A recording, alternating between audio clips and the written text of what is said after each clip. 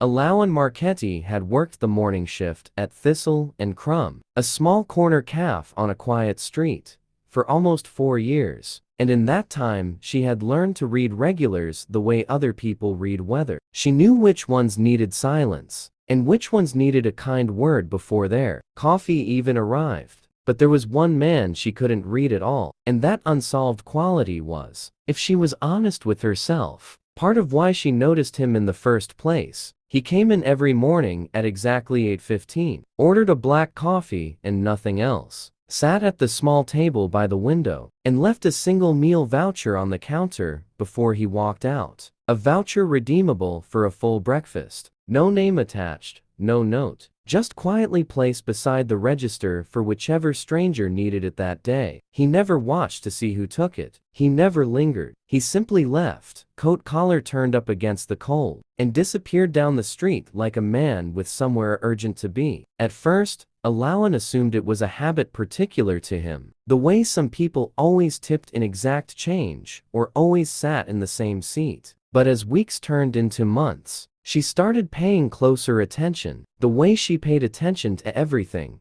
that didn't quite make sense. He never asked who received the vouchers. He never seemed to want credit. He simply gave, quietly, every single day, rain or shine, without exception, as if it were less a kindness and more an obligation he'd made to someone who was no longer there to see it fulfilled. His name, she learned from his card at the register, was Callum Ashworth. He was somewhere in his mid-30s, tall, with the kind of tired handsomeness that came from carrying something heavy. For a long time, dark hair he never quite bothered to style, a soft-spoken voice, hazel eyes that seemed to look just slightly past whatever he was looking at, as if some part of his attention lived permanently somewhere else. He was polite in the specific, careful way of people who have trained themselves not to take up too much space. He always thanked her by name. He never once, in 11 months, asked her a single question about herself. It became, without either of them naming it as such, the quiet center of Alain's mornings. She started saving him the seat by the window before he arrived. She learned he liked his coffee slightly stronger than the default brew, and started making his cup a few minutes before he walked in, timing it so it would be exactly the right temperature when he sat down. Small things. Invisible things, the kind of care that doesn't announce itself, but that either person would have noticed the absence of immediately. One late autumn morning,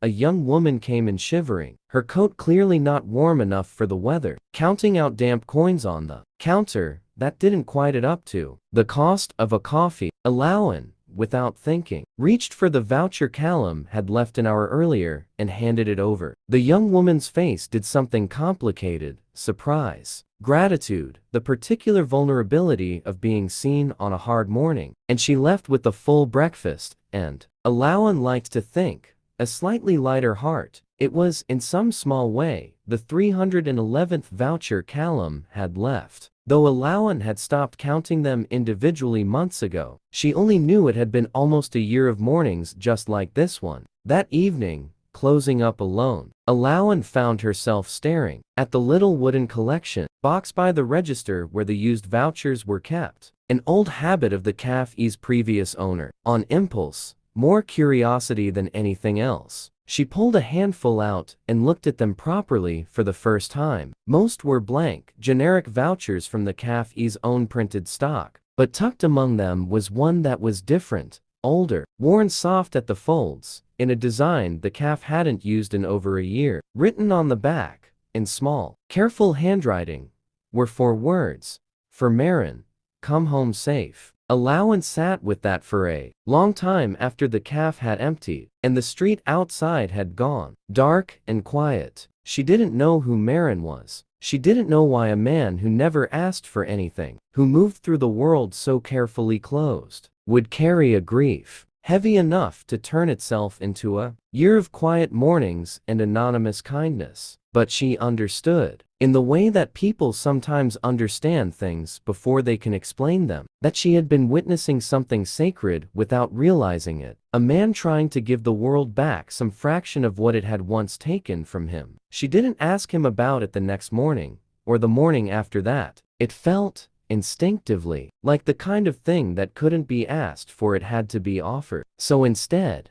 she simply kept doing what she'd been doing, a little more gently now, a little more aware of the weight underneath his quiet routine. And then, on a gray Tuesday in early winter, after nearly a year of mornings, Callum lingered at the counter a moment longer than usual and said, quietly, almost like he was testing whether the words would hold his weight, "Can I ask you something?" Alawan said, "Of course. Why do you always have my coffee ready before I even order it?" She could have made a joke of it. Instead, she found herself telling him the truth, that she'd noticed him a long time ago, that she'd started caring, in the specific and unglamorous way that comes from watching someone consistently, quietly, be kind when nobody was making them be. Callum was quiet for a long moment, looking at her with an expression she hadn't seen from him before, something unguarded, something almost frightened by its own hopefulness. He told her about Marin that morning, standing at the counter while the cafe was still mostly empty. Marin had been his wife. 3 years earlier, she had gone out one freezing night to bring a meal to an elderly neighbor who'd been alone since her husband died,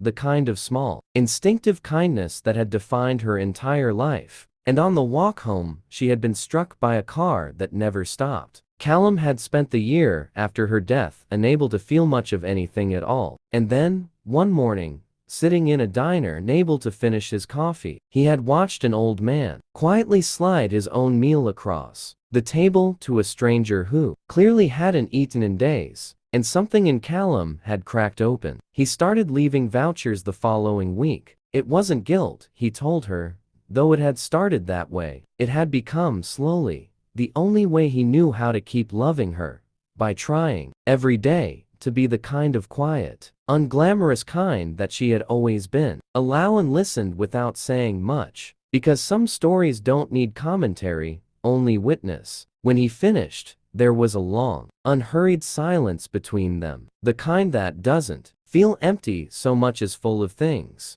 neither person is ready to say yet. What grew between them after that morning did not happen quickly, and neither of them tried to force it to. Callum began staying a little longer after his coffee. Alawan began taking her break at 8:15 instead of 9, so there would be a few unhurried minutes to talk before the morning rush. They talked about small things at first.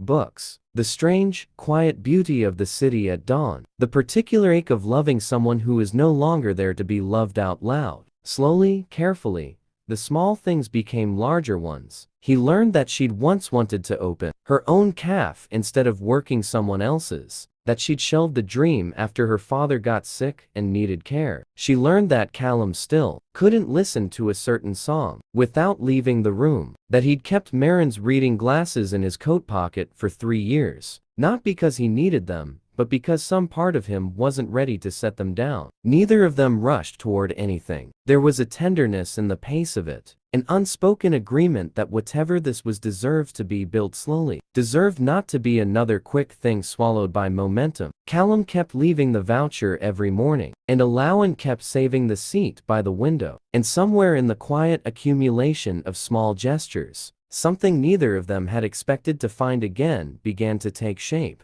It was Alawan, eventually, who suggested it, carefully. The way you suggest something you're not sure the other person is ready to hear. She had savings put aside, unglamorous and unspent for years, because she hadn't had anything to spend them on. What if they turned the back corner of the cafe, unused since the previous owner had let it go, into a proper little kitchen, and split what it took to run it? What if the voucher program became something real? Not one man's quiet grief anymore, but a standing offer at the counter for anyone who needed it, funded and sustained, rather than dependent on one person's private sorrow. Callum, for the first time since she'd known him, cried a little, standing at the counter in the early morning light, and said that Marin would have loved that, and that he thought, for the first time in 3 years, that he might actually be ready to build something, instead of only mourning what he'd lost. They opened the expanded cafe the following spring, keeping the name Thistle and Crumb, but adding, in small letters beneath the sign, the words "a warm meal," always waiting. The voucher box by the register stayed filled now, not by one grieving man's private ritual, but by a jar, where customers could pay forward whatever they could spare, sustained by a small, steady community that had grown up around a kindness nobody had ever asked to be thanked for. Alawan and Callum did not marry quickly, and there was no dramatic proposal, no sweeping declaration. It happened quietly, the way most of the good things between them had one ordinary morning. The cafe still closed, the street outside just waking up. Callum, taking her hand across the counter and asking, simply, if she'd let him keep showing up every morning for the rest of his life. Not because he needed saving, but because he had finally found someone worth building a life alongside, instead of merely surviving beside. She said yes, and outside the window, the first customers of the morning were already gathering, waiting for the door to open, waiting for coffee that would, as it always had, be exactly the right temperature when they sat down. Marin's glasses stayed in a small frame by the register from then on, not as a shrine, but as a quiet acknowledgement that love, even after loss, doesn't have to end in order to make room for more of it. And every morning, without fail, someone new would find a voucher waiting for them at the counter, a small, anonymous kindness with no name attached, carrying forward a story that had started in grief and ended, slowly and gently, in the unexpected shape of a second chance.